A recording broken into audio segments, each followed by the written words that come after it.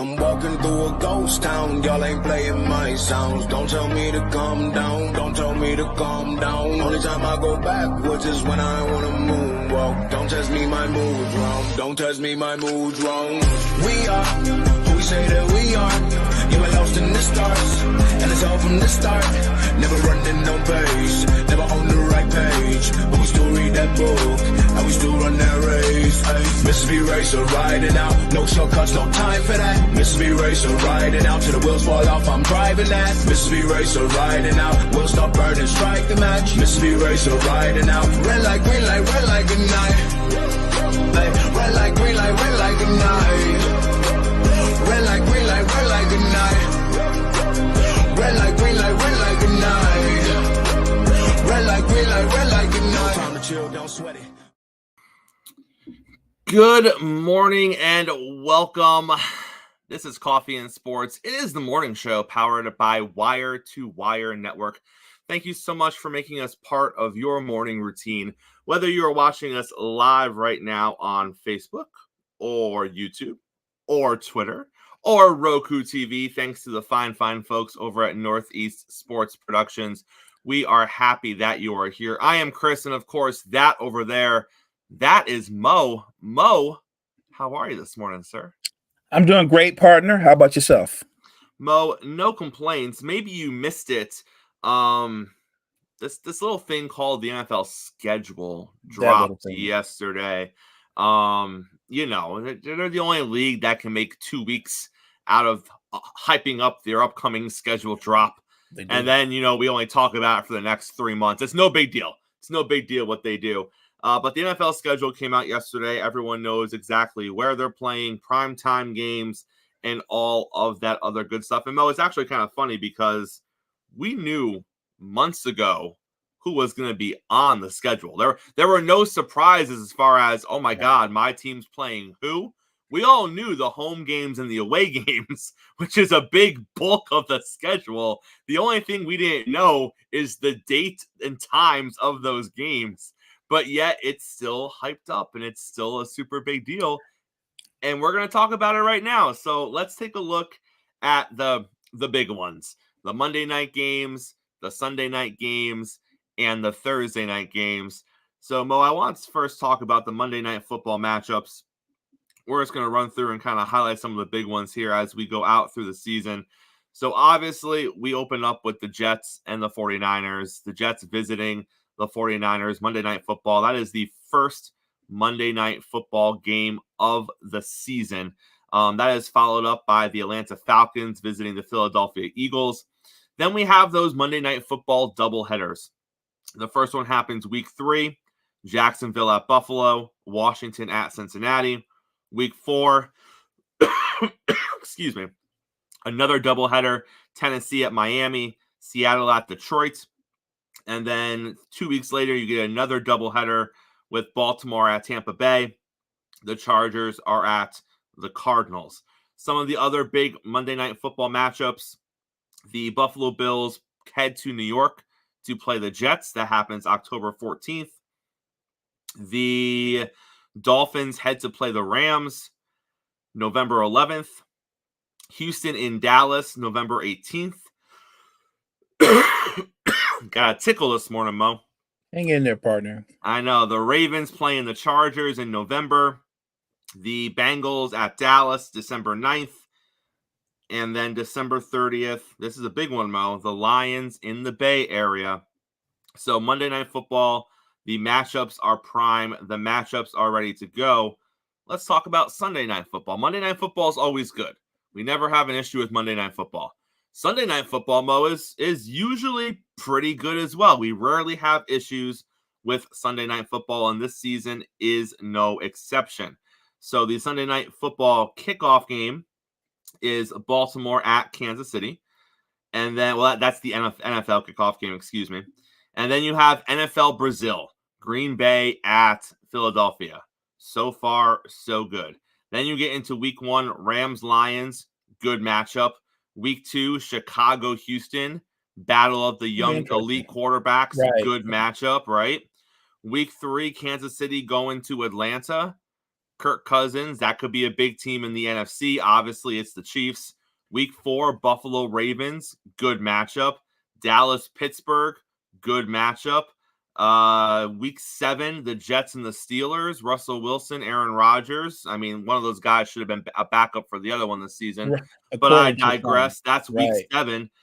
Week 8, Dallas going to the Bay Area. That's a good matchup. Week 10, Detroit and Houston. That's a good matchup. Week 12, you got Philly and the Rams. Good matchup. Thanksgiving night, Miami and Green Bay. Week 13, San Francisco and Buffalo. Week 14, the Chargers and the Chiefs. Week 16, Houston and Kansas City. Week 16, again, doubleheader there. Tampa Bay, Dallas may not be that great, but we'll see. And then week 17, towards the end of the season, Miami heading to Cleveland. I don't think it's going to be that great because I don't think Cleveland's going to be that great this season. But if they are, that could be a playoff potential matchup right there. So, Mo, we expected that, right? We expected good Sunday night stuff. We expected good Monday night stuff. But, Mo, I think the talking point this morning is the Thursday night matchups. Usually, they suck. Let's be honest, Mo. Consistently. They're usually not very good. Let me hit you with this year's Thursday night football schedule. It opens in week number 2. Buffalo at Miami. Division game. That's a good game right there. How about week 3? Let's keep it in the AFC East. Patriots at Jets. Division game. Aaron Rodgers. Brand new quarterback for New England. It's going to draw some viewers. How about week 4? Dallas Cowboys at New York Giants. Division game. Division matchup, yeah. Right. Week 5, Buccaneers at Falcons. Division game. Week 6, Niners at Seahawks. Division game. Week 7, Broncos and Saints. That could be terrible. That could be garbage right there. Who knows?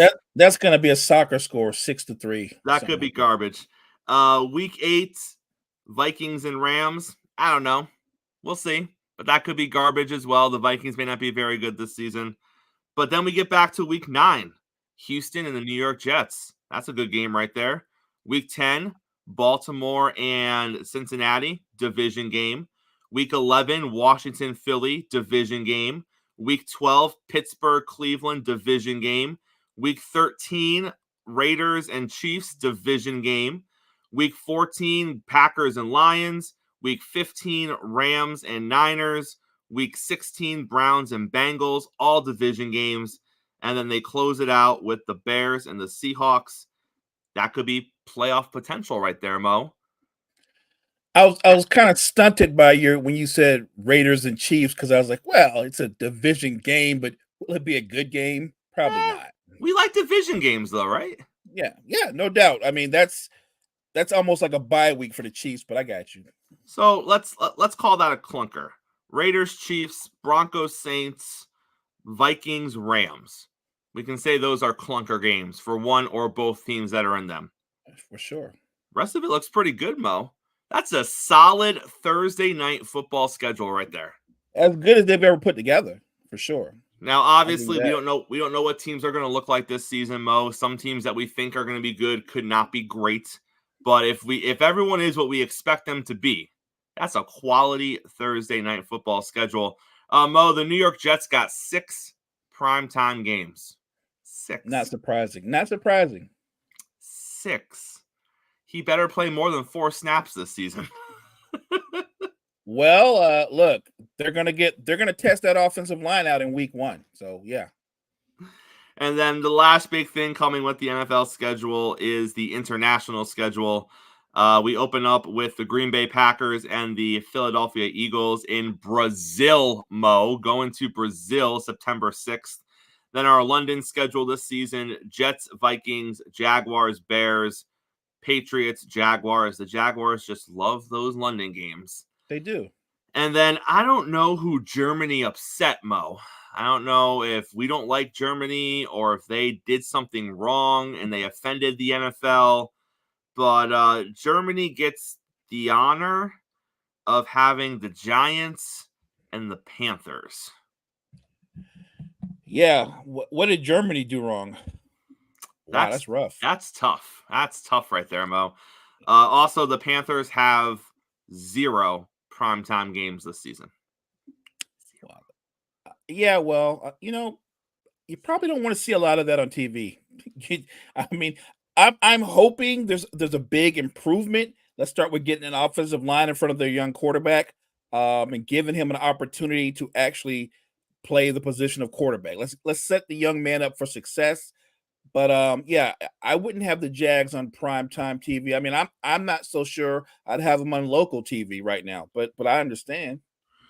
Now, Mo, I hate to do this to you, but you just don't understand their system.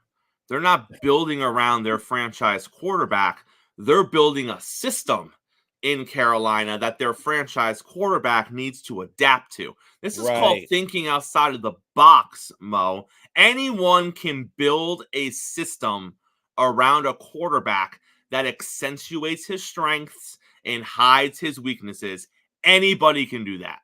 But Carolina said, no, we're going to build the perfect system.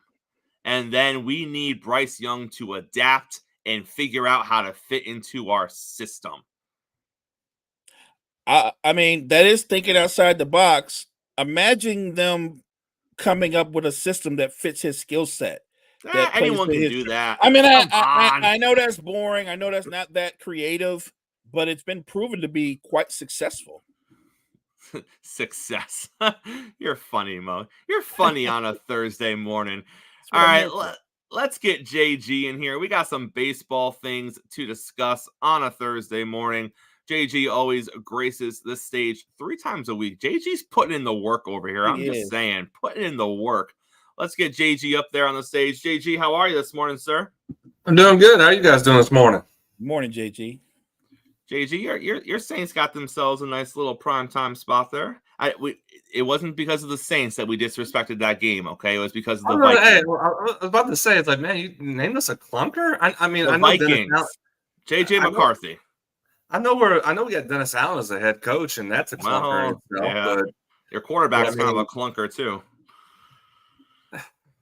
Yeah, I can't disagree. All right. I defended Derek Carr for majority of the year last year. You did. Yeah, and I can't do it right now. I can't. I'm a few bad games away from advocating for Spencer Rattler. He's about to jump aboard the Spencer Rattler train. That's where we're at right now. A few bad games, and let's go Spencer.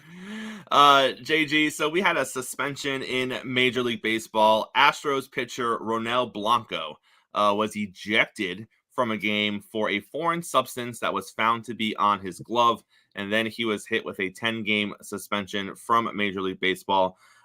Passive baseball fans may not realize this, but after every inning ends, this little thing happens in Major League Baseball these days. The umpire walks over to the pitcher, and the pitcher has to show his glove and show his hands to the umpire before he heads back to the dugout, because the umpire is just verifying that there's no shady business going on with the pitcher. So, JG, I have to ask you, if the pitcher knows it's coming, if the pitcher knows that the glove and the hands are going to be checked before he hits the dugout, why is this happening? So they did a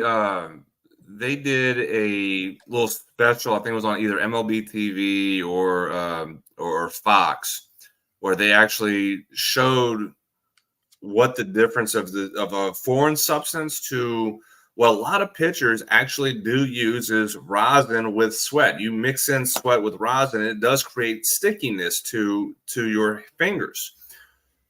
So my biggest complaint of Major League Baseball with a lot of things they've done over the last 5-6 years, and this being one, is they have not given a line of where the foreign sticky substance to rosin, which is legal, and sweat, which is not a foreign substance.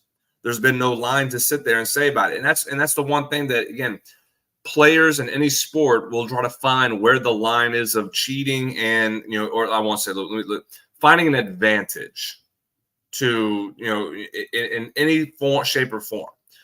Now, the go-to, it's the same thing when we had the steroid conversation. Well, I took a substance that I thought was legal. I didn't know. And that's kind of the thing where we're hearing now is when a pitcher gets caught with this foreign substance, they're like, it's just rosin and sweat. And so that's why they do go and test the glove afterwards or whatnot. But sometimes it's not the glove. How do you check the hand? They go and check the hand too. So, there's so many different ways that they're able to get away with certain things. And pitchers, there's still pitchers out there that are probably getting away with it. They just they find ways that don't get caught. But again, the overreaction, and we talk about, Trevor Bauer, why he's not in the league. Well, we can thank Trevor Bauer for this situation because he was the biggest advocate for sticky tack, the actual foreign substance that was used by pitchers for quite a while. He was the biggest advocate for that, and that was a problem for a lot of the administrators of Major League Baseball. So, to answer the question is, why do pitchers still do it? The baseballs are not what they used to do, and what they have done before is they used to rub down baseballs with mud. In some down here in the South, we have literally, I cannot lie. It's a jar of what's called Mississippi mud. And umpires would grab it, water it, and rub down the baseballs to add grip to the ball. All right, and there would be a little bit of a shine to a little bit of a darkish shine to the baseball. Well, obviously, Major League Baseball, you can see they're not dark. They're white baseballs. They don't rub them down anymore. So you have a slick baseball with very little laces that are on there. They've reduced the laces over the years. There's no grip for pitchers to actually be able to pitch and throw the ball. So they're trying to find something, at least, whether it's rosin or sweat, or any kind of thing that they can do where that line allows them to use to get a grip of the baseball, which, again, the argument at times was, well, I wouldn't want a pitcher to have an advantage with a grip. I would, as a hitter who's been hit in the head by 92, 95, and 98 miles an hour pitches. I would want a pitcher to have a grip of the baseball so my life's not in jeopardy. It may increase their spin, great, but I have to train my eyes better to hit the baseball anyway. So that's an argument for a lot of Major League Baseball hitters is they don't mind the extra grip that pitchers get because they're not in jeopardy of getting hit by a 98 to 100 miles an hour pitch. So, there's no line. We have to know where the line is. If it really is sweat and rosin, that shouldn't be illegal then. That shouldn't be illegal. It's where you use the pine tar or the sticky tack. That's where, if you want to say, well, that stuff's illegal, it's foreign substance, then let that be the line itself, not rosin and sweat. Keeping it with the Astros, obviously things are not going the way they wanted it to go so far this season. If this trend continues, JG, do you see them moving somebody like a Justin Verlander? Verlander is obviously that, and it's funny because he's still kind of viewed the same way, even though he's kind of taken a step back over the past few years. He's gotten older, but when he's on, he is still one of the better pitchers in Major League Baseball. And you could argue that he still manages to rise to the occasion come playoff time, even though the last couple of seasons you might be like, he's not quite what he used to be. But you would have to imagine a contender might roll the dice if he were available for the second half of the season. If he stays healthy and his numbers are good up until that point, do you see them trying to potentially move off someone like a Verlander if the playoffs aren't going to be an option? And if there is a team out there that thinks Verlander could bolster their rotation heading into a playoff run? Well, I mean, at the moment they're 5.5 back, so the conversation is terrible. Shame on the Mariners and Rangers for allowing the Astros to hang right now, and that has been the fear in this division. And I talked to a Rangers fan yesterday, and he's just absolutely scared to death that the Astros are just 5.5 back right now. But for the question, no, I don't see anybody really interested in Verlander. If the Astros become sellers, are they interested? One, that contract is ridiculous. And so how much is the Astros going to want to eat that contract? Well, they're not going to want to eat that contract that much because they're not the Yankees, they're not the Red Sox, they're not the Dodgers, where they have unlimited money that they can just say, okay, $40 million, prorate that from at this point. We'll cover 30 to 40% of the prorated contract from the deadline to the rest of the season. No, they're not going to want to do that. So that's a line that I feel like a team is going to have to push to say, we're not taking the rest of that prorated contract. You're going to have to eat a lot of that portion. Verlander at this point, again, the injury history is just it's too much right now, especially at his age and in the 40s, and dealing with the injuries that he's dealt with the last few years. I think that really does hurt any value he has. I think there's going to be a lot more pitchers that are available out there that a team will look at and say they can help me more now than what Verlander potentially could do. And that's the only question is where's the potential that Verlander can help us, and how much can he help us at that point? I don't know. And so that I think that limits the market for Verlander, and I don't see a team pushing to acquire him, especially if the Astros are not wanting to eat some of that contract the rest of the season. And JG, that brings us to another team that has not gotten off to a great start, and a team that we've kind of asked, is this on the horizon? And that is the Toronto Blue Jays. If the Blue Jays continue to be 4th or 5th in the AL East as we push towards the All-Star break, does there come a point where Toronto looks at this team and says, we got to blow it up? Now, mind you, this was a team that coming into the season, Toronto fans were thinking because of their offense, granted, I don't know where they thought pitching was going to come from, but they thought that because of their offense, this could be a team that could contend for a division title. It's the same feelings that Blue Jay fans have basically had for the past 3 seasons or so, based on some of their young offensive talent. Well, they do some nice things offensively with their young talent, who, by the way, is getting a little bit older year after year, as they do. But without bringing in consistent pitching, they are kind of in a tough spot. So, JG, what do you see happening with the future of this Blue Jays team? If they are going to blow it up, would it be at the All-Star break and they try to trade off a piece or two to bring in some prospects? Or I don't know, this could be a novel idea, some pitching. Or do you see them kind of sticking to whatever they feel is the current roadmap and not wanting to give away one of those big pieces? I think at some point they're going to make that decision I think the conversations that already have leaked over the offseason about Vlad Guerrero Jr.'s future in Toronto and the inconsistency. And he's at this point, we've expected Guerrero to be MVP candidate year in and year out, and he's played at times that way, but it's a little bit too much up and down. I think at some point the question about his shape, he needs to be in better shape, throughout a season. And I think that's something that you have to look at and say, well, why are we not taking that part as serious as you should if you're trying to be in the conversation with Paul Goldschmidt and Freddie Freeman and Matt Olson and Pete Alonso as one of the top first basemen in the game? You need to be able to do things that, again, yes, you're a power hitter, but there's a little bit more in the game that you need to achieve to be able to get to that point. And he hasn't really done that yet. So there has been a question of the future for Vlad Guerrero Jr. in Toronto. I don't know if Bo Bichette would be part of the conversation. I think more likely you could see Toronto maybe unload Guerrero Jr. and keep Bichette to be the face of the franchise because of the consistency that he has played with. The issue for him is the injuries. He's had some injuries here and there through the last few years. So I could see, again, the expectations have dropped from the last few years. They were supposed to be the team that competes with the Yankees and beats the Yankees. Well, the Orioles passed them in doing so, and now we see them that they're falling in last place right now in this division with a roster that is still talented. There's still a lot. I mean, again, minus the pitching, offensively, this is a very talented George Springer and Kevin Biggio, Bichette, Guerrero Jr. You have a lot of good pieces in this lineup. They're just not performing to the point. And again, the front office has not helped them with the pitching side. So if there's already been conversations in this past offseason, yes, the conversation is going to continue. I don't think it will occur at the deadline. It'll be more in the offseason where you have a little bit more time to negotiate and bring in what you want. Whereas sometimes the trade deadline, it's a little bit of a rush process. And especially if you're trying to unload a young first baseman, there's no reason.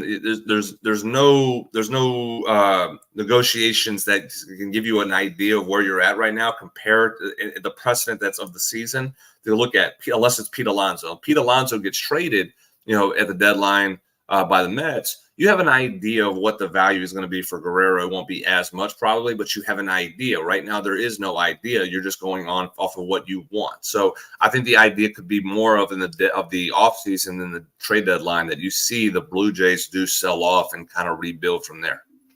JG, coming into the season, we all pretty much felt that the National League West belonged to the Dodgers. I know some people were feeling the Diamondbacks taking another step after what they did last year. But even with that happening, I think people still felt the Dodgers were going to win their division. Now, I don't think people felt that, as we look at the Major League Baseball standings this morning, and we are, over 45 games into the season, that the Dodgers would be the only team above 500 in their division. I don't know how many people called that. But JG, as you look at the National League West, and you look at the other 4 teams that are in there besides the Dodgers, question number 1, are any of these teams going to finish above 500? But question number 2, do any of them not have a run in them to chase down the Dodgers? Because I know it's only 7.5 games right now, but again, you're talking about how none of them are even over 500. Do any of these teams have a run in them to go after a wild card spot? Because as we push towards 50, 60, 70 games into the season, if you're still lingering around just under 500, just over 500, they're beating up on each other right now. No one has really distinguished themselves as a clear number 2. What do you make of those? Or maybe it's just those 3 teams. Maybe we won't even talk about Colorado because they are the Miami Marlins of that division. But if you look at the other 3, what do you make of them moving forward?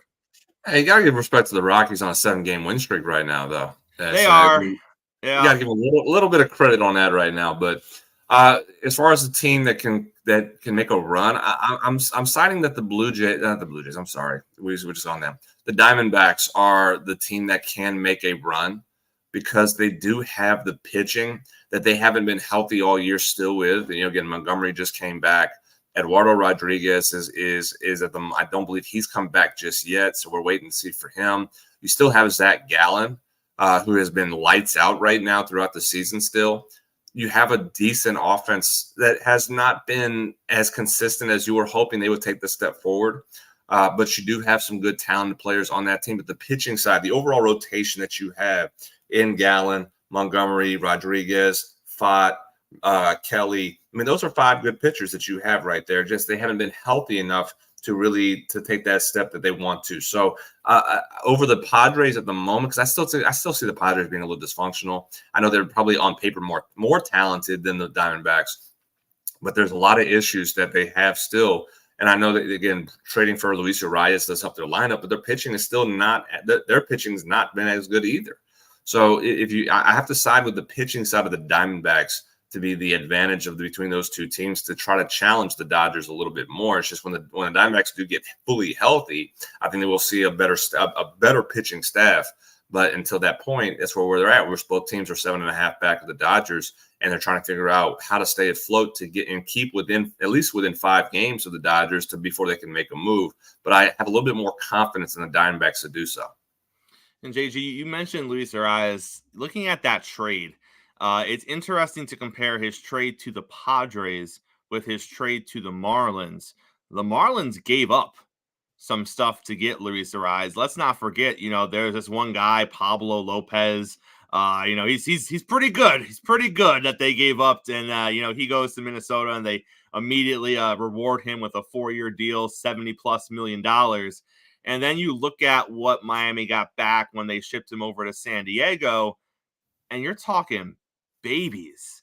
You're talking AA guys. You're talking a 19-year-old outfielder that they're saying maybe in 3 or 4 years he could be the next center. 3 or 4. JG, you're talking about one of the best hitters in Major League Baseball today, batting average-wise. I know he's not a power guy. He's more of a singles hitter. But you're talking about a consistent 300 hitter, which is not what we do in baseball today. Baseball is not one of those singles hitters, high average kind of guys. You're talking about what you gave up for him, and you traded him away for babies. Is it as simple as they switched GMs? and the new GM had no skin in the game when it came to Luis, and it was just I don't know why they made the move, but is it as simple as I didn't trade for him, so I don't care what I get back for him? Or because how else can you look at it? So you hit the nail on the head. He's more of a high batting average, singles, maybe some doubles here and there hitter. The value of those hitters are not high anymore. 20 years ago, you would have gotten a whole lot more for Luis Arraez. Today's game, they don't value those, and he's a decent fielder. That's the thing. He's played first base, he's played second base. He's looked at more as a utility than a solid defensive second baseman or a really good defensive second baseman. But there's not on paper about Luis Arraez. There's not a lot of value in today's game that looks at it and says, man, you got to get a haul for Luis Arraez. So they got what they thought was the best of the deal that you could get for him.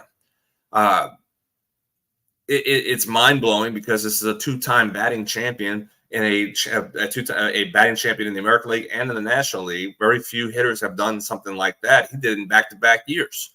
So obviously the guy knows how to hit. But again, there's not a lot of power in his game. There's not a lot of it's not really a speed guy. He's just a really good hitter. But again, what today's scouts and today's analytics values, he doesn't provide.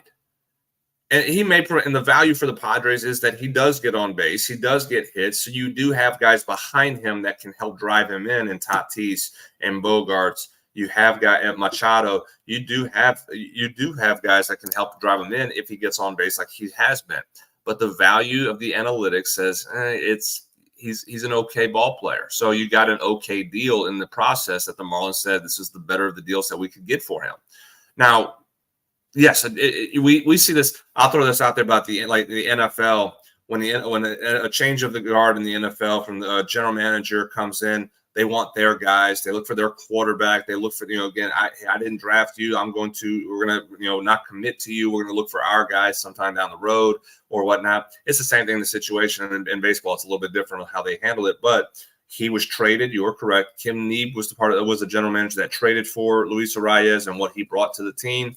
The new general manager, who is a straight analytics guy, you're talking about, if we remember the movie Moneyball, they had Peter Brand, who was the economics degree guy from Yale. The general manager for the Marlins is exactly like that. He values analytics. So he devalued what Arraez meant to the Marlins because he wasn't what the analytics says he is good for them.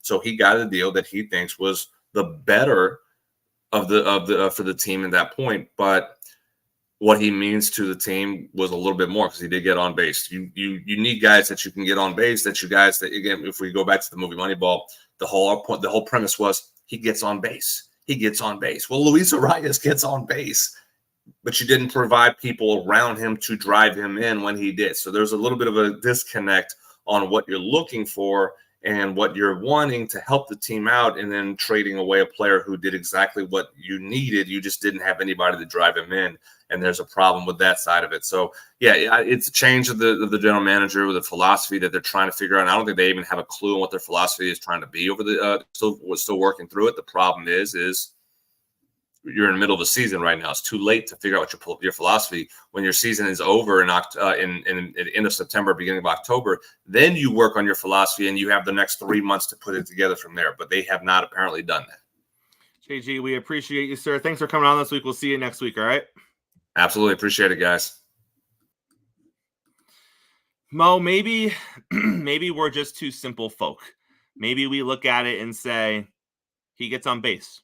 He gets hits. We like him. We like guys who get hits, Mo. That works for me. And the analytics say, well, we know he gets hits, but no.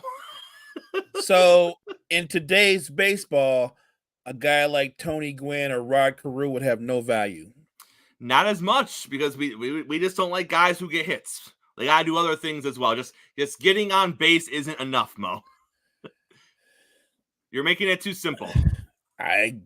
Well, I guess it is too simple. I guess it's sort of like the whole thing about putting a system around a quarterback That's right, that exactly. highlights his skill set. It's too simple. Exactly. We got to start thinking outside the box here From on now the on. morning show and embracing the unique. That's what it is. It's an us issue. It's an us issue. Yeah. Let's talk a little NBA, Mo. I love the NBA playoffs because literally every night you're getting some NBA action, some better, some worse, but every night for weeks upon weeks upon weeks. And it's the playoff basketball. It's the good basketball, Mo. It's not the Wednesday night basketball up there in Salt Lake City that nobody really wants to be a part of. It's the good basketball night in and night out. And last night we saw one series end and another series maybe shift a little bit. Let's start with the series that ended. Boston does what we thought they were going to do. They finish off the Cavaliers, and it was the same blueprint as it was in the previous series.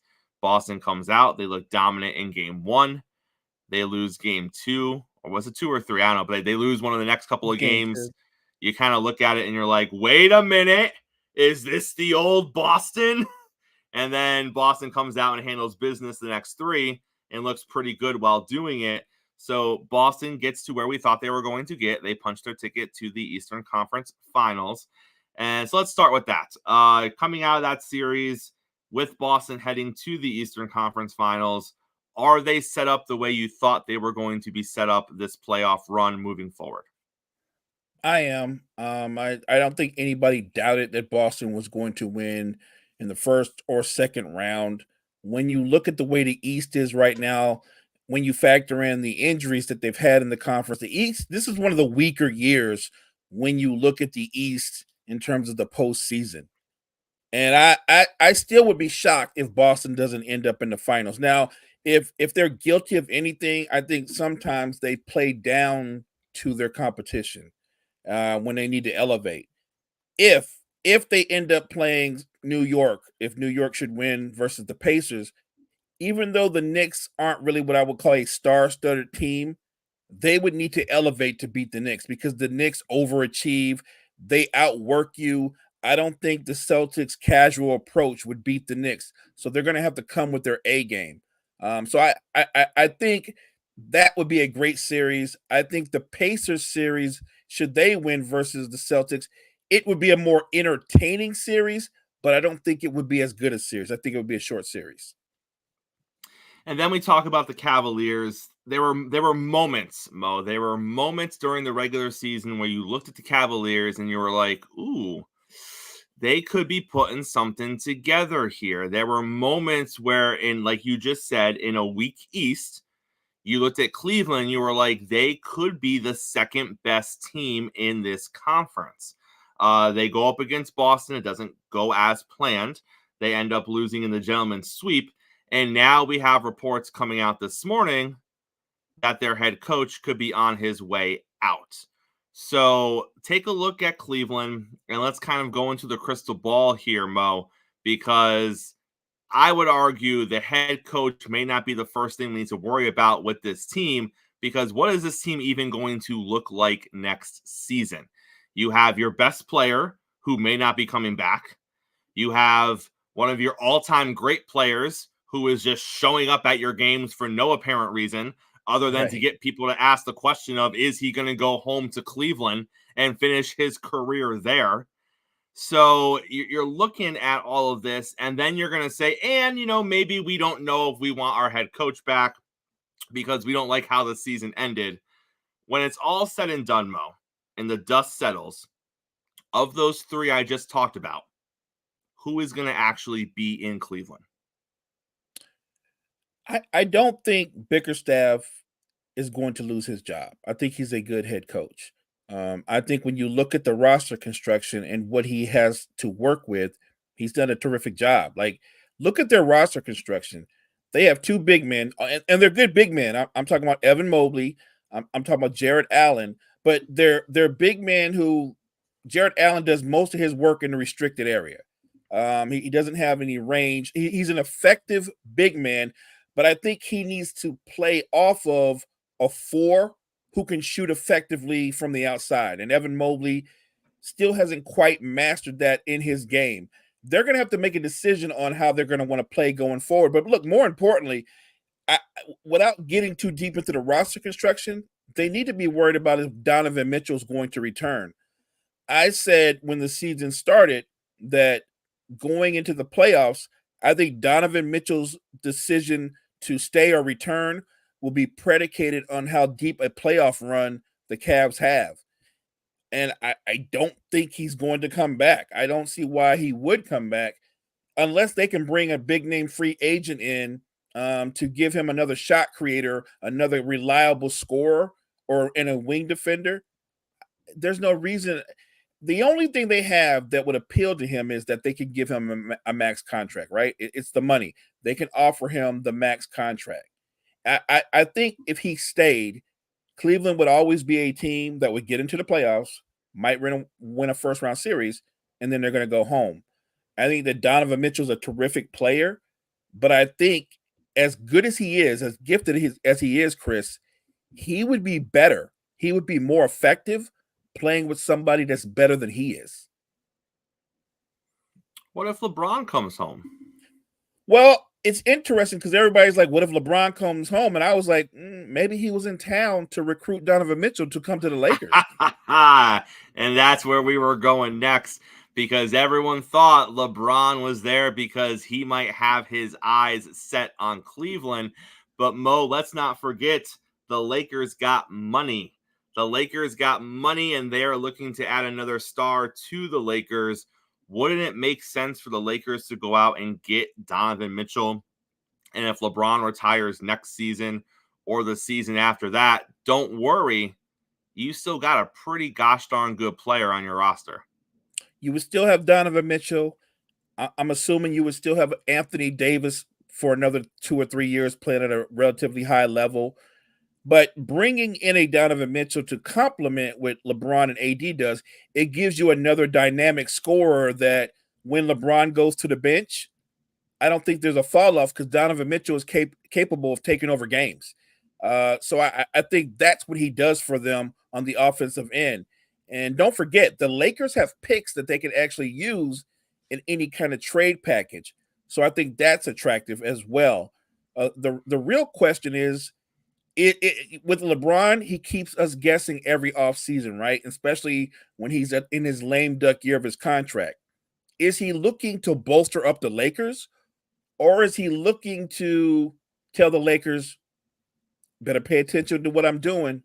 I'm making moves, and if I don't see you make the moves I want you to make, I might be going somewhere, because he can opt out, right? He can opt out of that fifth year. A lot of people don't realize that he essentially can become a free agent. And we haven't talked about it often. We've brought it up once or twice on the morning show. But where's Bronny going to go? It's fun. Before they started having the draft combine and the workouts, it was, well, Bronny's probably not going to get drafted. He's not that good. Now people are talking about Bronny's pretty good. He's going to get drafted. They're talking about maybe him getting drafted in the second round or late first round suddenly. And my guess is LeBron, if he wants to stay in LA, he's probably going to try to strong arm Rob Pelinka and Jeanie Buss into going, you got that 17th pick. You can pick Bronny. My guess is Rob Pelinka is going to go with the first round pick. You want us to pick Bronny? And LeBron's going to go, yeah. Because LeBron's going to be like, if you wait to the second round, maybe somebody else will get him, right? Like, I think there's the negotiations that go on behind the scenes.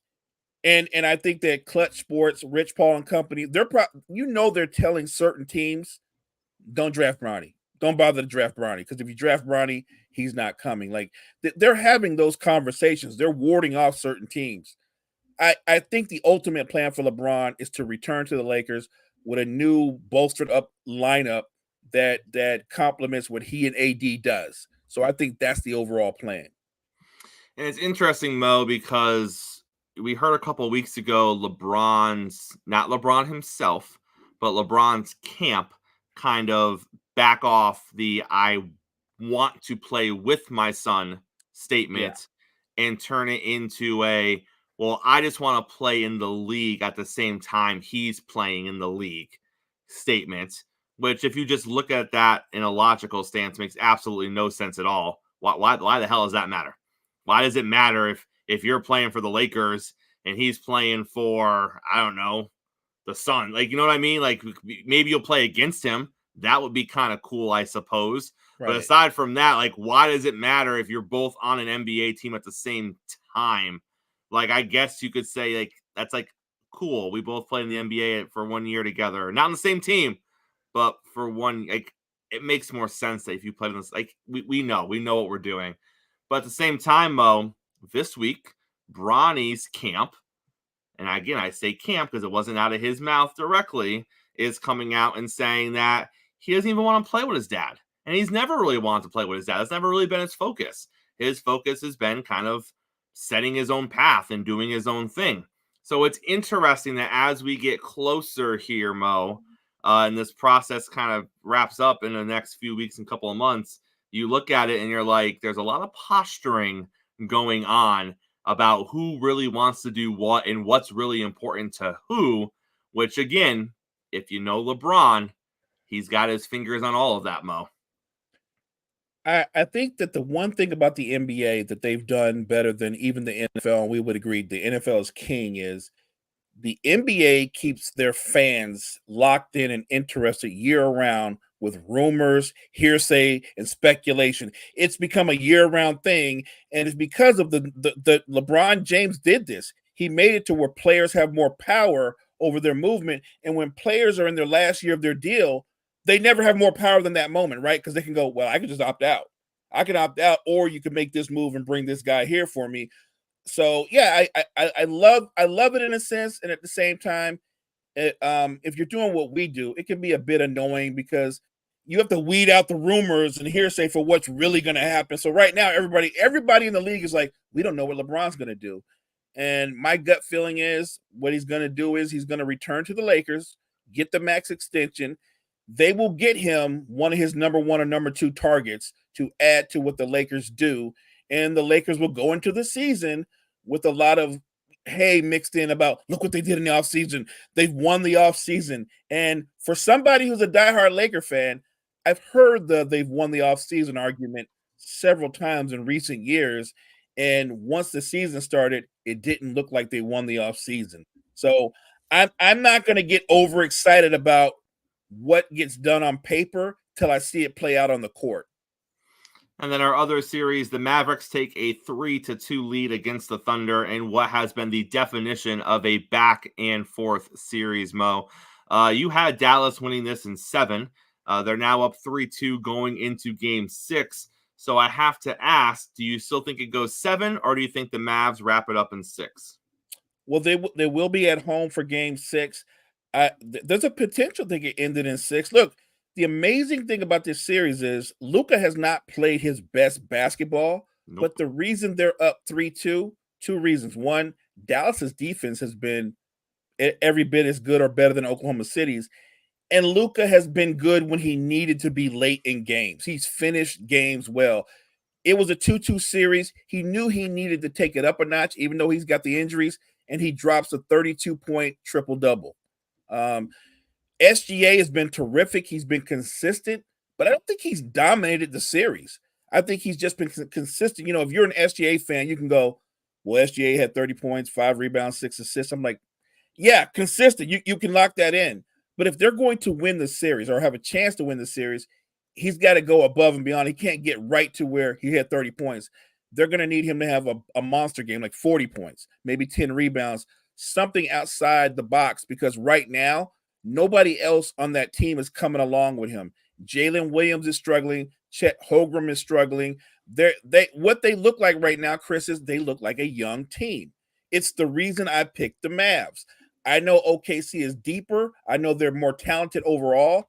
But when your core is 24 and under, they are a young team. It does impact them differently in the postseason.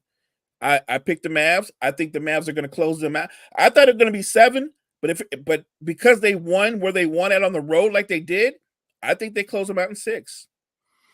And then tonight, Mo, It was only a week ago. It was a week ago that we sat here and we said, man, kiss those MVPs goodbye, Joker. When you get embarrassed the way you've been embarrassed by the Minnesota Timberwolves and you are on your way out of the playoffs right now, sir, you're not winning an MVP next season no matter what you do.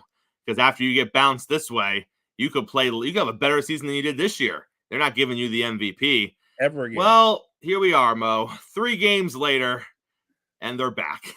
They are back. They have reasserted themselves as the favorites to win the NBA title. The Nuggets are 1 game away from going to the Western Conference Finals, winning 3 in a row against the Minnesota Timberwolves. And hot diggity, Mo, this has been quite the turnaround. I think it's amazing that you lose your first 2 home games, and you don't just lose them. I thought they beat them fairly easy in game 1, and then they dominated them. I mean, they beat the brakes off of them in game 2, and you go on the road. And now everybody's like, you're going back to Minnesota down 0-2. I was the first one to say, like, doesn't look good. This is looking really bad. And they not only play well, they have won 3 games in a row. And Joker has gotten better as the series has progressed. The last game, he put on a maestro-like performance. He goes for 40 points, I think 15 assists, 7 rebounds, and he was just giving the business to anybody on Minnesota that guarded him. That's what a superstar does. And when you looked at how he spread the floor out, and when they doubled, he dissected them. KCP shot the ball well. Porter Jr. struggled, but you got another strong game from Jamal Murray. So I think that when you look at Denver as a whole, and they've been there, this is where a team who's not as experienced in the playoffs as Minnesota is starting to show. The only guy that seems to be stepping up was Anthony Edwards, and even he ended up having a subpar game in game 4, something they can't afford for him to do, right? Like, if Anthony Edwards has a subpar game, all hell breaks out, because he is the one guy that there's not an answer for. So when he struggles with his jump shot and he's not getting to the basket, their offense stagnant. Remember, they're a great defensive team, but if you look at how they're built, you're getting double figures from Karl-Anthony Towns. You're getting double figures from Naz Reid. Rudy Gobert gives you something like 12 or 13 points a game to go with his 12 rebounds. Most of their scoring outside of Anthony Edwards, it comes from their 3 bigs. They're built very unique. But I think that kind of roster construction is a flaw. It's a flawed construction in the playoffs, because you need shot creators. You need guys that can beat coverages when everything else goes wrong. And the only guy on that team that fits the bill like that is Anthony Edwards. I'm not saying the series is over, but I think Denver's going to close them out. I think Denver realizes how dangerous Minnesota is. They don't want this to go to a game 7. So I think Minnesota comes out, tries to punch Denver in the mouth, but I think Denver responds. I think this game tonight will probably be the best game of the series, but I still think the Nuggets find a way to win. Mo, let's close out with this. The numbers are in from the WNBA, Caitlin Clark's WNBA debut. She drew 2.14 million viewers. Wow. That is the highest rated WNBA game in nearly 24 years. We talk about it all the time here. When we talk about Caitlin Clark, we say one thing: she moves the needle. And once again, that is what we saw happen. Everything that she has done in college basketball with Iowa moved the needle. The WNBA draft moved the needle. Now her first ever WNBA game, her preseason games, her ticket sales, the TV ratings, the TV deals. The women are now flying private. It's not a coincidence, Mo. It's not a coincidence that it's all happened around Caitlin Clark.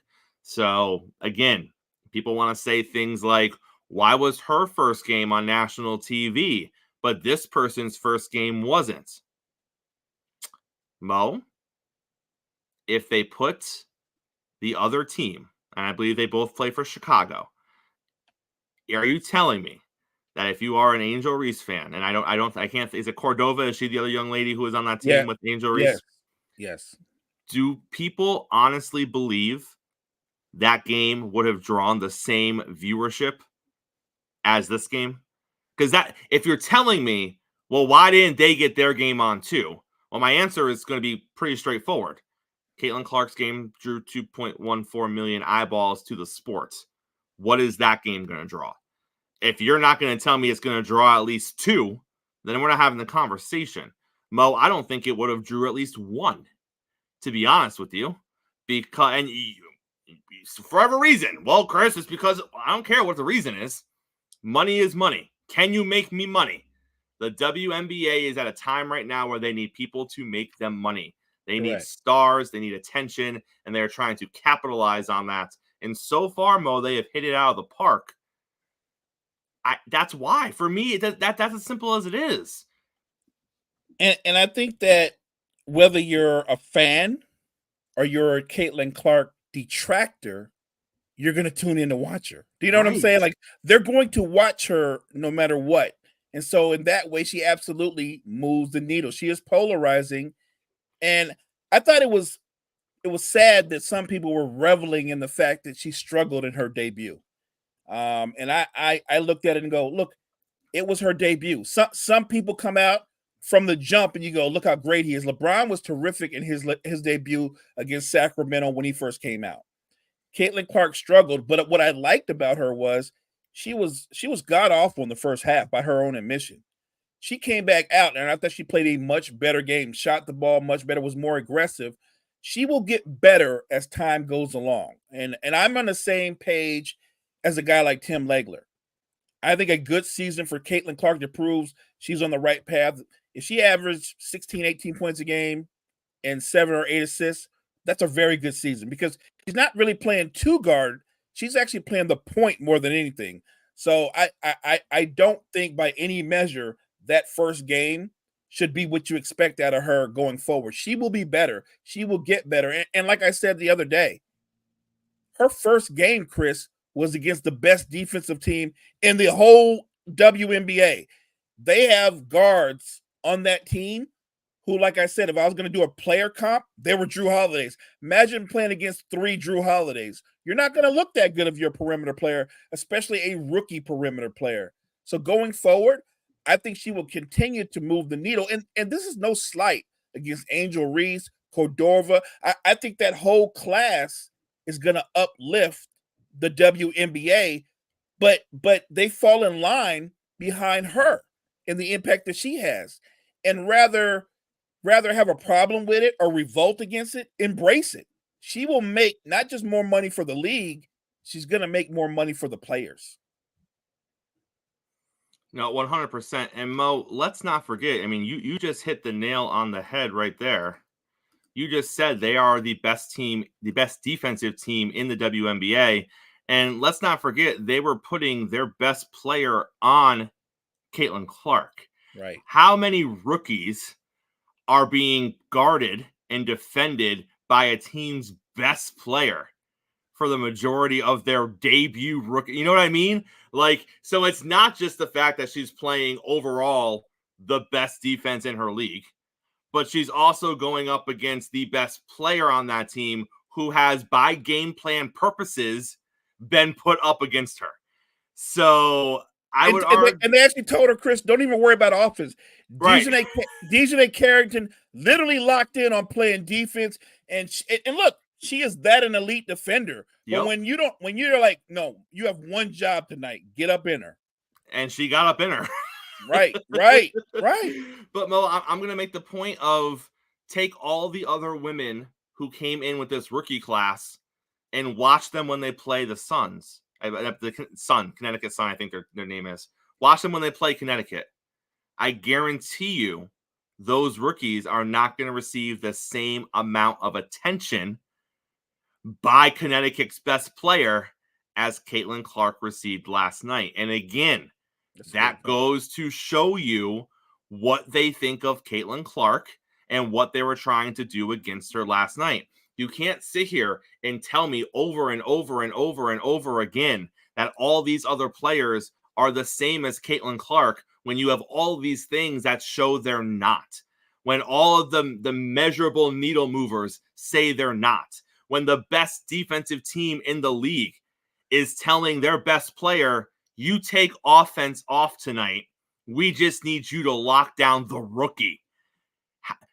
Let's jump 15 more games in, Mo, and see how many other times Connecticut tells her, you take offense off tonight and just lock in on the rookie. Because if it's not Caitlin Clark on the other side of the floor, I bet you they don't tell her that.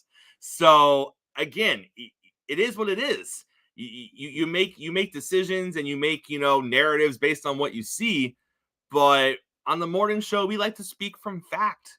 And the facts are she moves the needle. The facts are people are going to play her the way we saw her played last night. And they aren't going to play other rookies the same, even though other rookies are very talented, Mo. But that's just where we are. Yeah. Look, it's interesting because as a rookie, you're going to have a tough go of it anyway. Any rookie does. They're going to come after you. But when you're the rookie that's so highly touted as she is, for her, every game, Chris, is going to feel like an NCAA championship game, right?